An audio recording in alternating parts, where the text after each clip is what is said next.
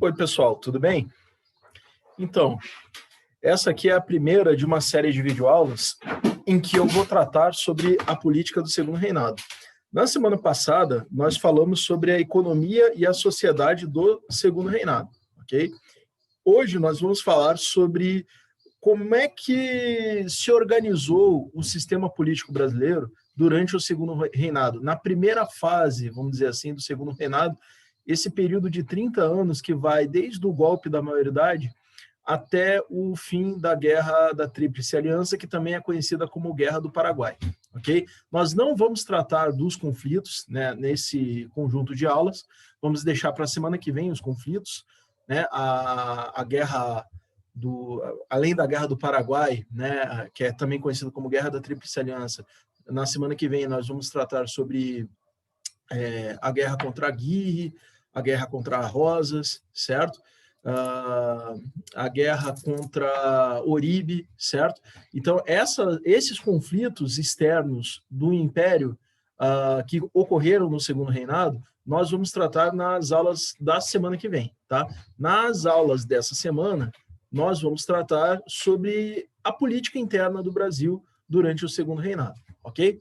Então, o que a gente pode dizer sobre esse período aí de 30 anos, que vai desde o golpe da maioridade, desde o momento em que o Dom Pedro II assume o trono do Brasil com 14 para 15 anos de idade, até 1870, quando está se encerrando a Guerra do Paraguai. Esse período ele é reconhecidamente o auge do Império, né? Nunca o Império foi tão próspero e poderoso quanto nesse período de 30 anos. Né? Então, foi uma época de prosperidade econômica e estabilidade política, certo? Não por acaso é tido como o auge do Império, ok? E quais foram os fatores? Os fatores continuam basicamente os mesmos, né? O golpe da maioridade, né, que inaugura uma nova realidade política no Brasil, o Segundo Reinado propriamente dito, né, que vai subsistir 19 anos além do período tratado nessas aulas, ou seja, vai de 1870 ainda até 1889, mais uns 19 anos pela frente.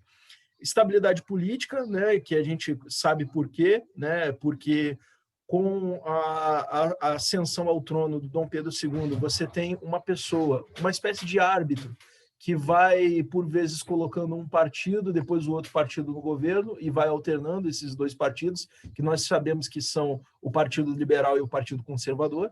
Né? E esse contexto também, esse contexto do Segundo Reinado, ele coincide com uma parte da Era do Capital e também com a Era dos Impérios. Né? Foi uma época, então, de crescimento econômico capitalista mundial, certo? E é interessante colocar, eu não coloquei nas últimas videoaulas, mas assim, de 1875 para frente começa uma crise, uma primeira grande crise do capitalismo, mas essa grande crise do capitalismo ela está relacionada também a uma expansão imperialista das nações industrializadas da Europa, certo? E o Brasil está no meio dessa crise. Essa crise econômica, ela vai atingir também o Império e ela, muito provavelmente, ela é responsável, é uma das responsáveis pelo fim do Império, que a gente vai ver daqui a 2 semanas, ok? Foi uma era de prosperidade. Essa era aqui, né, do início do Primeiro Reinado, é uma era de prosperidade econômica para o Império, certo? Então, o início do Segundo Reinado, que é esse período de 1840 até 1870, ou podemos dizer a primeira metade, a primeira parte, né? Quer dizer que a metade é um pouco demais, né? Porque é um período de 30 anos e o Segundo Reinado durou quase 50, né? Então é um pouco mais da metade, né? Bem mais da metade, para ser sincero. Mas essa primeira parte do Segundo Reinado, esses 30 primeiros anos do Segundo Reinado, foi uma época de auge econômico, né, por parte do Império, e uma era de estabilidade política, como eu já vinha falando. Muita coisa aconteceu, né, durante o Segundo Reinado, que é importante para a gente entender como é que se definiu a realidade política, social e econômica do Brasil. Né? Então, a gente vê nesses 6 quadros aí diferentes aspectos pelos quais a gente pode analisar a realidade brasileira do Segundo Reinado. A primeira coisa é a figura do imperador, naquele quadro, primeiro quadro ali à esquerda, a figura do imperador como uma espécie de fiel da balança entre liberais e conservadores, né? Então, ali a roda pode ser a roda da vida ou a roda da morte girando, né? E o imperador ali se equilibrando entre liberais e conservadores, se alternando no poder, certo?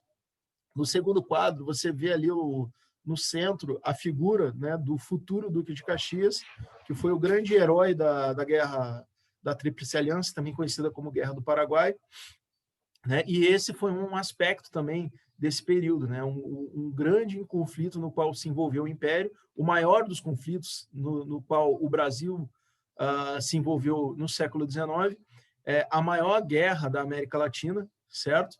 E o Brasil no seu auge de poder econômico e, consequentemente, militar, né? E o engajamento das tropas brasileiras nesse conflito, ok? Está ali, então, o Império envolvido em conflitos.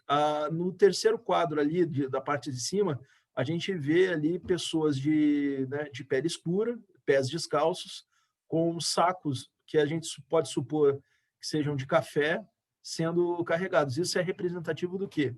Isso é representativo da razão principal da estabilidade econômica e do auge, né, alcançado pelo Império nesse período, que é a exportação do café. A exportação do café garantiu alguma estabilidade econômica para o Império, né?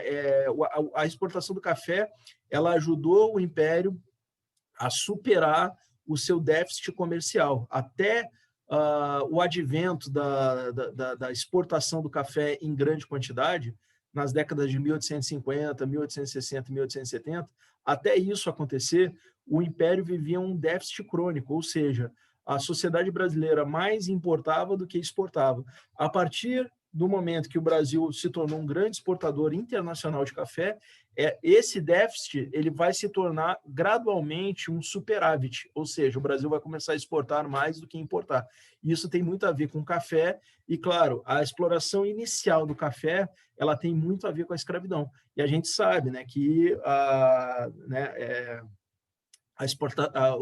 produção do café ela tem duas fases, né? Numa primeira fase, há uma forte dependência da exploração do trabalho escravo, foi a fase em que a produção de café ela se desenvolveu ali no Vale do Paraíba, que é aquela região que faz divisa entre São Paulo e Rio de Janeiro, e também a zona da Mata Mineira. Teve esse primeiro momento, e teve o segundo momento, quando a produção do café ela atingiu o oeste da província de São Paulo, momento a partir do qual o Brasil interrompeu a sua importação de escravos da África, né? Por quê? Porque pegou a lei Eusébio de Queiroz, de 1850, que proibia a importação de escravos.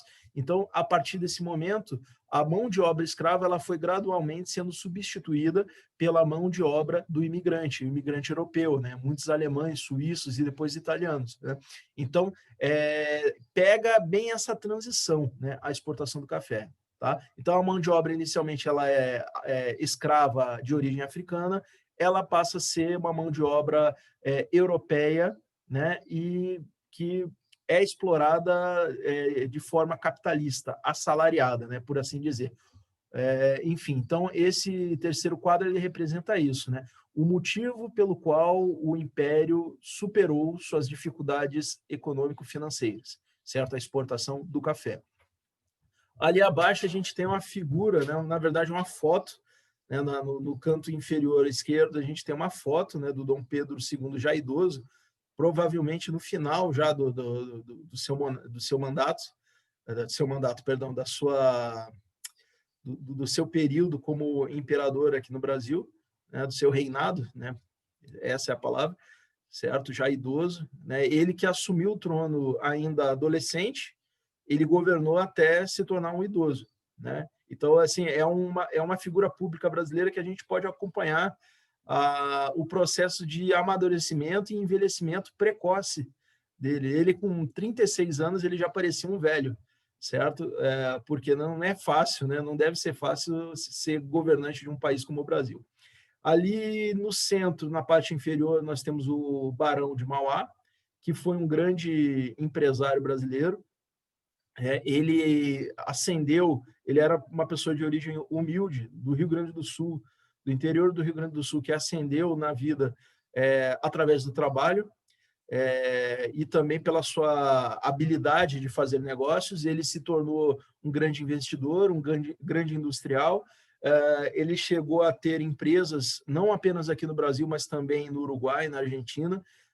Teve também que lidar com uma crise, né, uma crise econômica em que ele perdeu quase tudo, né, e teve que recomeçar tudo de novo. Ele era um grande... No início, ele fez uma amizade com Dom Pedro II, mas depois eles romperam essa amizade, e esse rompimento ele custou muito caro para o Barão de Mauá, certo? Dizem que ele morreu em condições bem modestas, né? Ele não conseguiu... Ele teve um segundo baque, né, no grupo empresarial que ele comandava, e depois desse segundo baque ele não conseguiu se recuperar, né? E aí morreu em condições modestas de vida. Não vou dizer na miséria, como muita gente gosta de pintar, né? Mas assim, as condições de vida não eram aquelas que ele teve durante uma boa parte da vida dele, né? Da carreira dele como empresário. Ok? E ali à direita nós temos a figura, né, de uma mãe muito provavelmente escrava ou de origem, né, escrava. Essa figura ela é ilustrativa da lei do ventre livre, né? Que a lei do ventre livre, ela é posterior ao período que nós vamos tratar aqui hoje, mas é importante a gente entender que a lei do ventre livre, que foi aquela lei que deu liberdade aos filhos de escravos nascidos a partir de 1871, certo? Essa lei ela foi resultado, né, de um processo histórico de discussão, de debates, de como se encaminhar o processo da abolição da escravidão no Brasil, né? E aí chegou-se, naquele momento, em 1871, a lei do ventre livre, tá? Falarei mais disso, certo? Provavelmente não nessas aulas dessa semana, mas nas aulas das semanas seguintes. A lei do ventre livre, com certeza, é um tema muito importante de ser abordado, ok? Então, vou encerrando aqui. Essa aqui é apenas a apresentação do período em que nós vamos tratar, tá? A próxima videoaula tratará sobre o golpe da maioridade, ok? Então, agradeço a todos, um forte abraço e permaneçam aí assistindo, ok? Tchau.